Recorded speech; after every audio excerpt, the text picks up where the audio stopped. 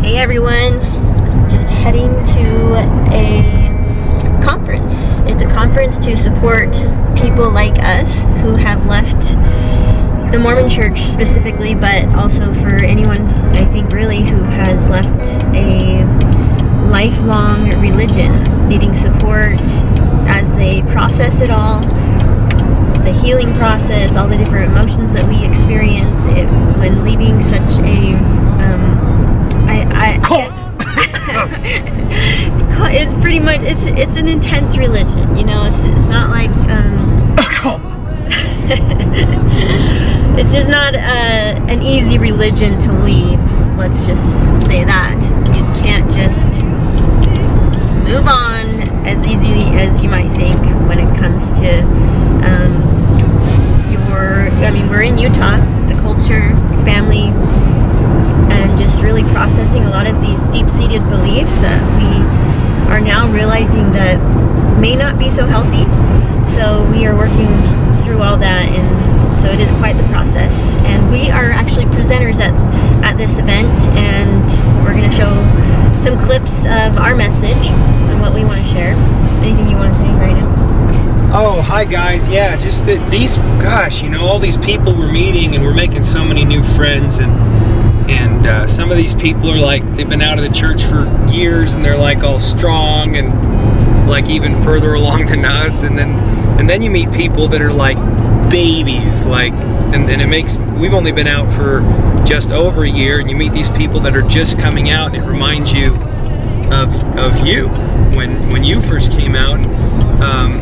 It's interesting because they're so vulnerable, and they're just so sweet and like little babies, and you kind of want to like just take them and put them under your wing and say, it's gonna be okay, we're gonna get through this together. But it's just kind of they're my favorite types of people for sure.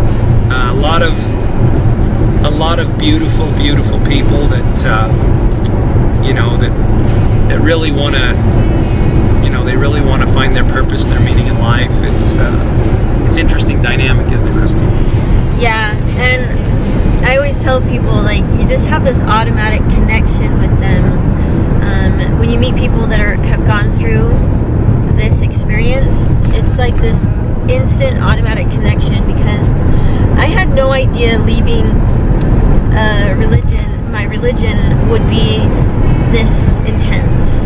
And so whenever I meet people that know what it's like and who can understand what this experience requires of your emotions and your life, I mean, it's been a year since we've left, and it's been very consuming, but little by little we are moving forward, we are healing, we're processing it. And so yeah, I just really enjoy surrounding myself with people who get me and who understand this whole experience. We just wanted to give a quick little introduction and not go into too much detail, because I'm sure many of you have, a lot of you have told us you've listened to our recent Mormon Stories podcast, so that's like hours and hours of our life, so we don't need to give you more hours of our life.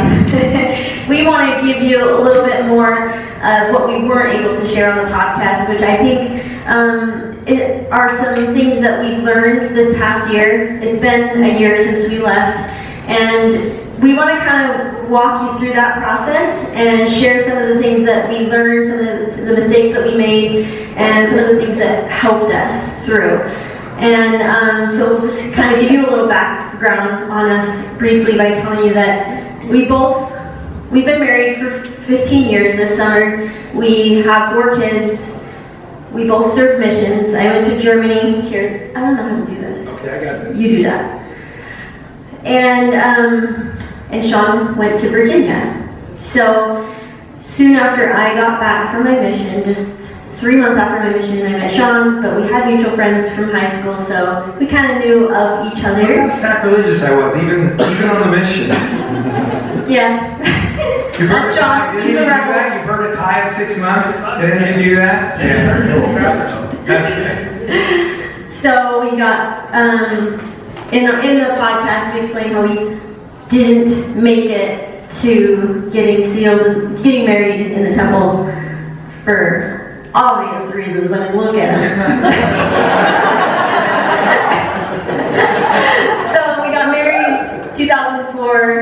virtually, but we still took pictures by the temple because that was our goal. And we got sealed 2006 after we had our first baby. So it feels kind of weird to not have to like bear my testimony about that now.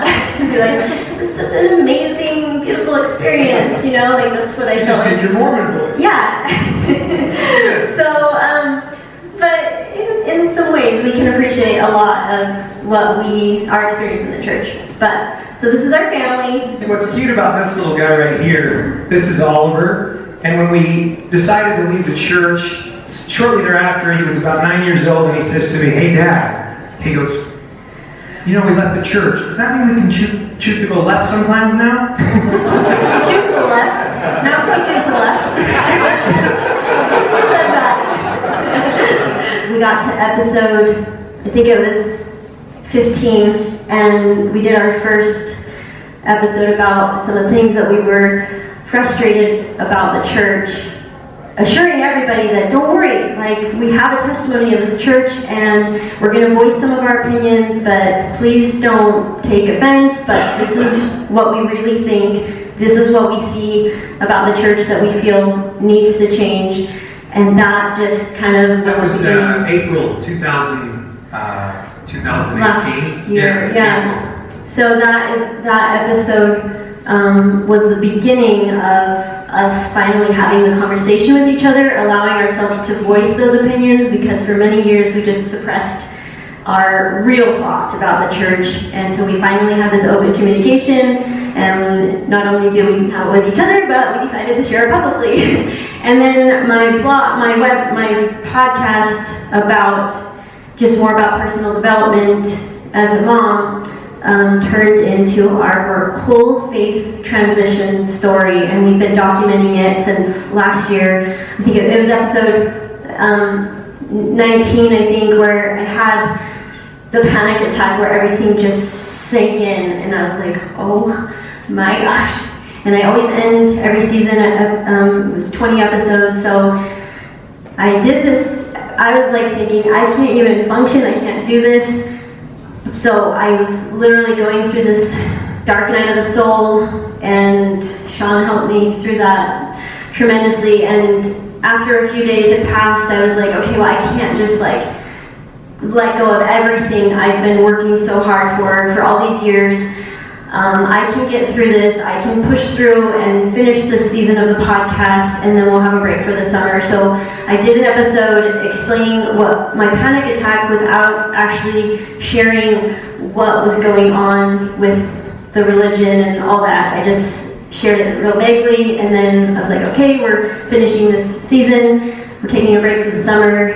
And even in the summer, I was like, I don't even know if I'm going to start this up again. We'll just have to take it day by day, because it was so, you all know how much it impacts you. It's like more than, it's deeper than anything I've ever experienced. And I really just thought, like, I don't even know how to move on from this. She couldn't eat for 3 days. She couldn't sleep. She couldn't function. It was scary. It was. I've never seen anything like that in my life. Yeah, and I was so afraid of it because I'd never experienced it before, so I didn't know if it was going to go away. Like, I thought, oh my gosh, is this how I'm going to feel now? Like, without my religion? Am I just going to be feeling like I'm falling? But it went away. And it was like, and I explained this in my very last episode of a year, what this year has looked like, and how the dark night of the soul is so intense at first, and then it gets, every day it gets a little bit better, and that's how you're able to keep going. And so you just realize that you just need to put one foot in front of the other, and if you can just do that for a while, eventually there's a little bit of anxiety aftershock, I think, for months that I experienced, but I still had hope that eventually it would go away altogether, and I'm here now to say that it has gone away. I haven't experienced that kind of anxiety for 6 months now. Shades of blue and gray, I feel just like an empty bottle. My dreams are on delay. I just wanna climb